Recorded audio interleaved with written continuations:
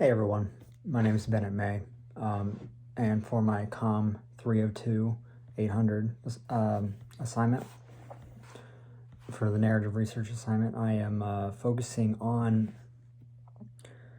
my girlfriend's move from the Bahamas to the United States back in when she was 14, and the issues that she went through when and everything that she faced, and through our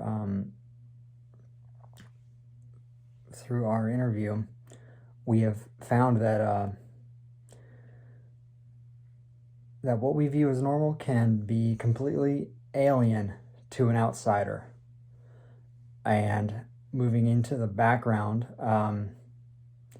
we did a open-ended interview. I asked her some questions, and I let her elaborate, and I let her kind of answer the questions herself that maybe she had that she was had never thought of before. And through this,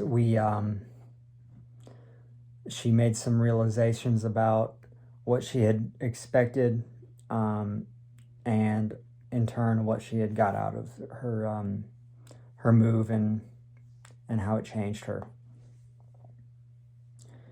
So our findings were, direct quote from my girlfriend Charlie here right now is, we moved to the United States because the curriculum in the Bahamas is only up to a 9th grade level when you reach the 12th grade.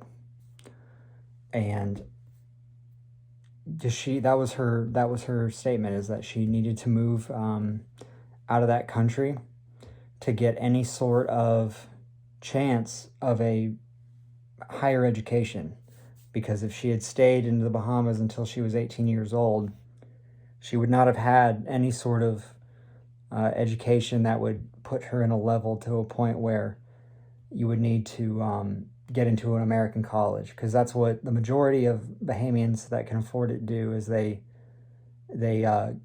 once they reach college age, they try and go to an American college, and either they stay in America or they come back to the Bahamas. So her parents thought ahead and decided to bring their children to the States earlier.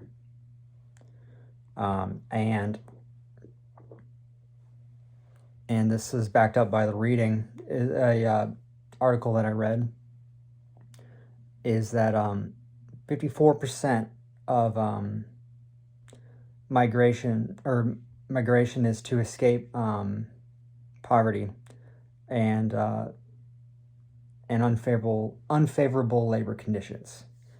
And if she had stayed in that country, she would have faced unfavorable labor conditions and perhaps even poverty.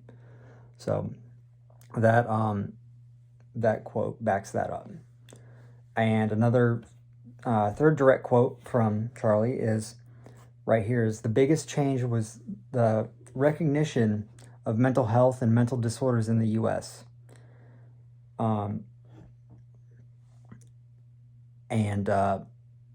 Which was that was an interesting quote that she mentioned, is that in their culture, it was there's no such thing as mental health awareness. It's kind of toughen up. It's a toughen up mentality, and that was a big cultural shift. That in her mind, she was just weak, and when she came here, it wasn't necessarily weakness. It was more of a mental issue that is very treatable she was able to move on from that. And this is backed up by a second source,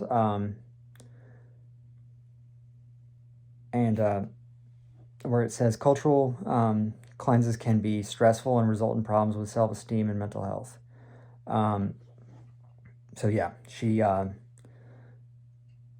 and she basically learned that her mental state could be attended to, which was a huge change. But on the other hand, her third quote that I wanted to discuss was, she said, "I felt that the U.S. was more dangerous, even though I knew it was statistically less dangerous." She went on and afterwards about how it just was so much more busy and fast-paced than her small island she grew up on. And that being said, her small island has had its fair share of crime in the past. And the town she moved to in the States had a significantly less per capita crime rate, even though she thought it was more dangerous. And I found a quote from a source that said, adapting to a new culture feels hazardous by nature. And that is what I assumed that she was feeling, was the adaptation to the American culture was hazardous and dangerous and different. So what did we learn? Why does this matter? What's our conclusion here? What we view as normal is different to an outside view. And that's not just the fast pace of American society. It's also that the American society places a benefit of on mental health, and we think of ourselves as kind of behind in the race for mental health on the grand scheme of the world, but this is an example that we're way farther ahead than a lot of other countries, even countries 200 miles away from our borders sometimes. So that was so thank you for watching my video. Have a good one.